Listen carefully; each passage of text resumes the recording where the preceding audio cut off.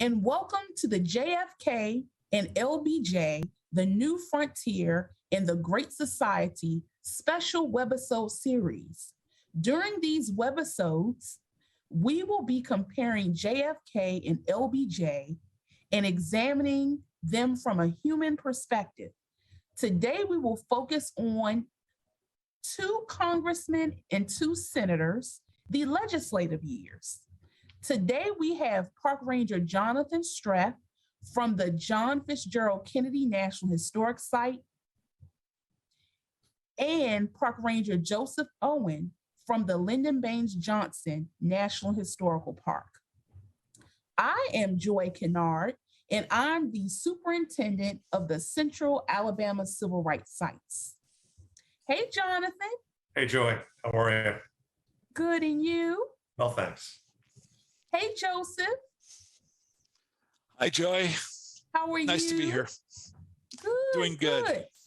So let's jump right into our discussion about legacy because our audience wants to know, and we've got to keep inquiring minds knowing. My first question is, what led these men to become involved in politics? All right, Joy, it's great to be here again. We'll jump right in. So Jack Kennedy, after World War II, is unsure of what he wants to do. He's thinking about becoming a journalist. He's thinking about going to graduate school, maybe becoming a lawyer. He's got 2 grandfathers who were involved in politics, and obviously his father was as well. The typical narrative when you talk about Jack Kennedy is that because of the death of his older brother, he was pushed towards running for politics. And there's some truth to that in the sense that his father is putting some pressure on him. But the fact of the matter is, Jack Kennedy, after World War II, that was our last episode, decides that he wants to engage in public service. So he's going to run for the 11th congressional district seat, which incorporates portions of Somerville, Charlestown, the North End. And these are areas that he would not have spent a lot of time in. So he's going to have the help from his grandfather, John Francis Fitzgerald, who was a member of Congress and also the mayor of Boston, and his mother, Rose Fitzgerald. So it's that first run for Congress. And people weren't sure what to make of this skinny rich kid, because that's what they called him. He's coming back from the service. He's in bad shape. In Boston, we have the Bunker Hill Day Parade on June 17th, which is always warm here in June. And again, this kid is suffering from malaria, but he's campaigning in the primary. So he marches this 5-mile parade up a lot of different hills. At the end of the parade, he ends up collapsing, but he ends up going on to win a victory and goes on. This skinny rich kid goes on to represent the 11th congressional district in the Congress because of his commitment to public service. Wow. Thank you, Jonathan. Joseph? That's an easy question to answer. His father, Sam Ely Johnson Jr., influenced Lyndon Johnson every bit about politics.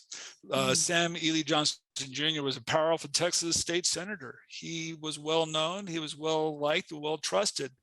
When Lyndon Johnson was 13, his father, Sam, was a Democratic senator representing Blanco County. He would take Lyndon Johnson up there to the state capitol in Austin and have him listen to the legislative process. At the home life, Samuel Lee Johnson would bring over his friends there and debate at the kitchen dining room table the current politics of Texas. Lyndon Johnson was an apt listener. He would absorb what his father and his friends were saying. And so when Lyndon Johnson was running for the House of Representatives in 1937, he was there at the front porch of his home. He was standing in front of his father, Samuel Lee Johnson Jr., the former Texas congressman, his mother, and Lady Bird Johnson. And it was lessons learned from Lyndon Johnson about how to be politically savvy, how to go on the campaign trail. Samuel Lee Johnson Jr. would take his son on the campaign trail to little towns in Texas. Lyndon Johnson said it was some of the best experiences of his life. Wow. As a matter of fact, at the Lyndon Johnson National Historical Park Visitor Center in Johnson City, we have a Model T Ford, a replica of Samuel Lee Johnson Jr.'s Model T 1916 Ford that was given by Henry Ford II, a replica of it to Lyndon Johnson, because he had such good memories of going on the campaign trail with his father. So definitely it was Samuel Lee Johnson Jr. that led him to the path to run for the House of Representatives. Lyndon Johnson never did run for Texas governor or even a Texas state senator. He went federal right away. Wow, that is fascinating. Okay, the next question is, who was the better legislator or politician? Yeah, so I'll start there, and I think okay. Joe will probably agree with me. I think Lyndon Johnson's the better legislator, no question about that. And we'll talk more. I'll have Joe talk more about that in a moment. From a political standpoint, though, I think they were both equals in many respects, and had sort of different skill set. But as Joe talked about, I think what's interesting to connect here is that you have family members who are influencing the style. And again, I think Lyndon Johnson's going to take elements of his father's style, but also go in different directions. Jack Kennedy's going to take elements of his grandfather's style, his mother's style, and go in different directions as well. As we've talked about before, Jack Kennedy's health is really going to impact his ability to be a kind of effective legislator. He does sign on to pieces of legislation when he's in the House that deal with housing for veterans, that deal with labor issues as well. But he gets bored in the House, and he decides to run for the United States Senate in 1952. Now, what's interesting, and this connects with your politician question, is that Jack Kennedy is recognizing that people know who he is in the Boston area, but they don't know him across the state. And so sort of similar to what LBJ is going to have to deal with when he's making that transition from his congressional district to the state. Now, obviously, Texas is significantly bigger, so there's more on LBJ's plate than Jack Kennedy can drive across the state here in 2.5 hours, while LBJ has to get that helicopter by 48, Joe, right? In any case, Jack Kennedy is going to realize that in 52, he's going up against an incumbent. You've got the Republicans in control of both the White House and the House and the Senate. And so he decides to start mobilizing voters who have not come out before. And so he and Polly Fitzgerald, his cousin, decide to go after female voters in Massachusetts. And they're going to receive personalized invitations to come have tea with Mrs. Joseph Patrick Kennedy, so Rose, his mom, and meet her son, Jack Kennedy, who's running for the Senate. So you've got all these women, irregardless of their socioeconomic status, irregardless of whether they're white or black, who are being invited to these events. It doesn't cost them any money at all. They can have tea and coffee and then literally meet Jack Kennedy, who's running for Congress.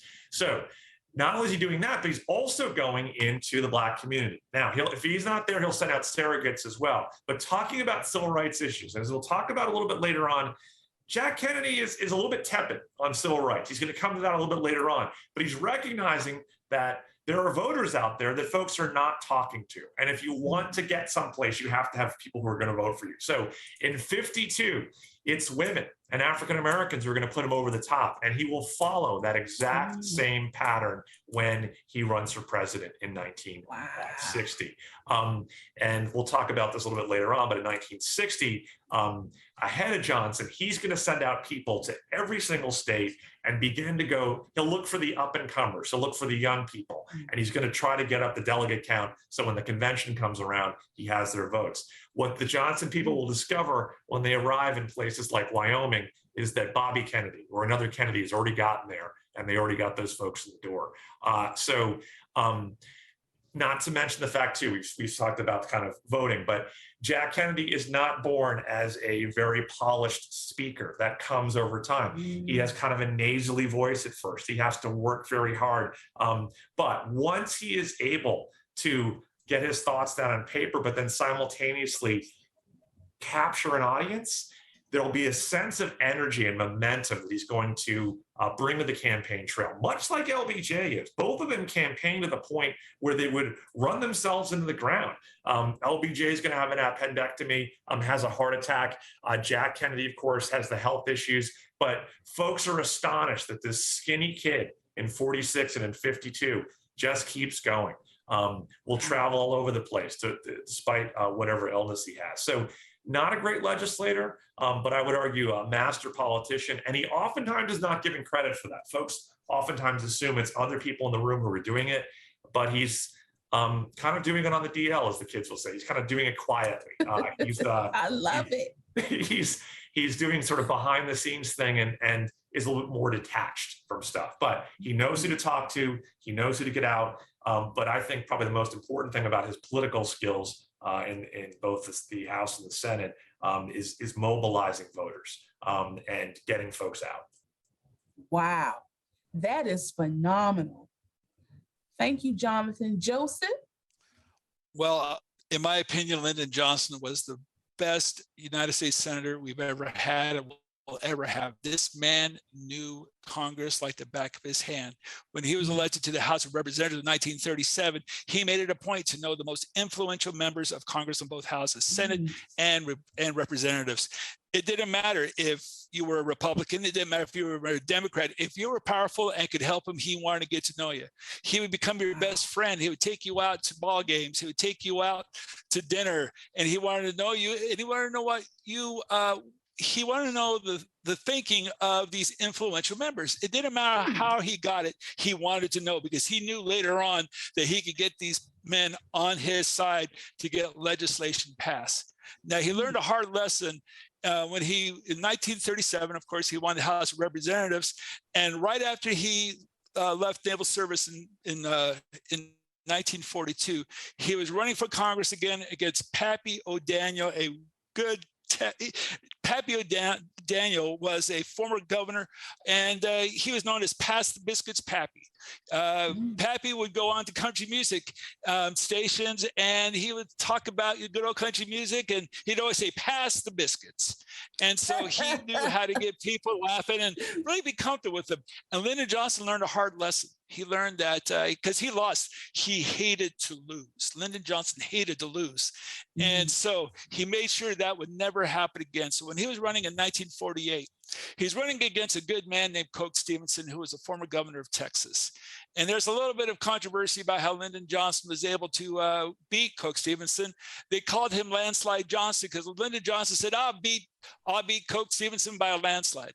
He only beat Coke Stevenson by 87 votes. And so they called LBJ Landslide Johnson for the rest of his life. But let me tell you something. Lyndon Johnson had a great mentor in Congress. That was Sam Rayburn, the longest serving Speaker of the House, over 30 years. He showed Lyndon Johnson the back rooms of Washington, D.C., how to get things done behind the scenes. And so Lyndon Johnson became very politically savvy. There's two men in his life who taught him that: his father, Samuel Lee Johnson Jr., and Sam Rayburn. And Lyndon Johnson was part of these very influential committees. He was part of the Senate Appropriations Committee, Armed Forces Committee. And Lyndon Johnson, if you went up against him and if you were part of a committee and you had to testify in front of him, you better make sure you know your stuff, because he would know it. Even if he would agree with you privately, he would try to get the opposite side of what the person was going to debate him about in the committee. It didn't matter what it was. You know, if you took one side, he'd say, well, I don't agree with that there. I want you to tell me some more about this and why you think it should pass. And he'd be with you all the way, but he would never tell you this.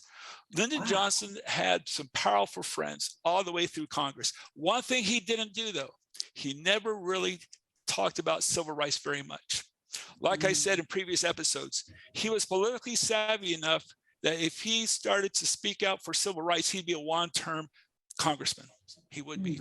So it was a big, big shock for the Dixiecrats, or the Southern senators and representatives, when he became vice president and president, giving bold statements about civil rights, getting civil rights legislation passed. He was a good friend of one of the biggest Dixiecrats in Congress, that is Senator Richard Russell from Georgia. And they were good friends. And Lyndon Johnson kept his mouth shut about civil rights. So when it came for the civil rights bill being passed, Richard Russell was very angry. And he told Lyndon Johnson, he goes, you know, I'm going to filibuster the civil rights bill, and it will never go on the Congress floor. It will never get voted upon. And Lyndon Johnson, like I said in previous episodes, said, you know, Dick, I love you like a brother. And we've been going through the campaigns together, and we were in Congress over World War II together. But let me tell you, if you get this bill filibustered, I'm going to get you and I'm going to run over you. And so don't try to do it. Well, as we all know, it was like two bulls in a arena. And it was a tough, Lyndon Johnson didn't think for a little while that civil rights bill would be going to Congress to a vote because of filibuster. But he was able to get enough senators on his side. And it was because he knew these senators. He knew what they liked and what they disliked. Even if he disagreed with them, he would never tell them. And so Lyndon Johnson was savvy. Why? Because he knew how Congress worked. And he knew Washington, D.C. like the back of his hand. And so he was, to me, the best senator we've ever had in the United States history, and probably will ever have. Wow. Thank you so much, Joseph, for those comments. So our last question is, what skill sets did these men bring to the table? Jonathan? Yeah, Joe, I think you pretty much answered that question. I kind of did a little bit already, but just to kind of piggyback a little bit, I think you've got LBJ, again, who has a very big personality, right? He comes into a room and Joe, you've talked about before, he gets that from his dad, right? He will go in, and I like how you sort of talked about the fact that he will listen. He's trying to find out who these people are and what's going on. Jack Kennedy will listen too, but you won't know that he's listening. He'll just be off in the corner sort of observing what's going on. Campaigning didn't come natural to him. He was kind of a shy and reserved guy. And so, he'd come in and sort of shake hands, and it took a little while for him to kind of get going. And so this is where he would make connections with folks that knew what needed to happen. The other thing I think too that's going to be happening for JFK in the Senate is that by the time we get to about 1956, not unlike Johnson, he has his eyes on the presidency, right? Johnson keeps talking about it, but also at the same time doesn't want it. He doesn't want to fail, as we talked about before. His biggest fear is that he'll be like his father in terms of failing, although we could argue that his father was quite successful in many respects. But so again, Jack Kennedy, and so he'll write a book called Profiles in Courage, sort of focusing on 8 U.S. senators who at different points took principled stands. And I would argue this is JFK trying to kind of figure out who he is and compare himself to some of these historical figures, because there are moments in the Senate where there isn't courage. He doesn't stand up for civil rights for the same reason that Joe was talking about before. He is terrified of losing Southern Democrats if he decides to go for nationwide office. Eleanor Roosevelt at one point said something to the effect of, Jack Kennedy is showing a lot of profile, but not a lot of courage. So there's definitely some pushback. But I think the skill sets that he's bringing to the table, as we talked about just a few moments ago, is his ability to read a room, to be able to read people, to listen, and also connect with folks as well. Joseph? Yes, ma'am. The final thing about Lyndon Johnson's legislative years is all this leads to him wanting to be president. Like Jonathan said, his ambition was to be president. I believe he thought he was going to get the 1960 presidential nomination from the Democratic Party. But around 1958, he sees this young senator from Massachusetts on his radar. And this young senator is John F. Kennedy. And he didn't really know how to take John F. Kennedy because he was a popular young senator from Massachusetts. And so in 1960, when John Kennedy got the Democratic nomination, Lyndon Johnson was crushed. Lyndon Johnson did not take defeat well. He really thought he was going to go back to Texas and just live out the life on the ranch. He said, I'm done. I'm done with politics. I'm not going to get involved in this anymore. I thought I was going to be president, but I'm not going to be, so I'm just going to go back to Texas. Well, when Jack Kennedy asked Lyndon Johnson to be vice president, he was surprised. He really was. And he said, yes, I'll go ahead and I'll do that. And I don't think it was his ambition to take over from John Kennedy. Of course, he became president tragically. However, I think he just wanted to be a vice president. It's better than going back to Texas and going back to the ranch. And so, like I said, his ambition was to be president. He thought he had enough senators and enough power in the United States to not worry about it. But in 1958, things started to change. And that was because of his future boss, President Kennedy. Wow, this has been such a great discussion. We are out of time, guys. Can you believe it? I know it's just gone by so quickly. I just wanted to let everyone know, join us for the next episode on the presidency of JFK. I can't wait for that discussion. Thank you so much for joining us today. Take care.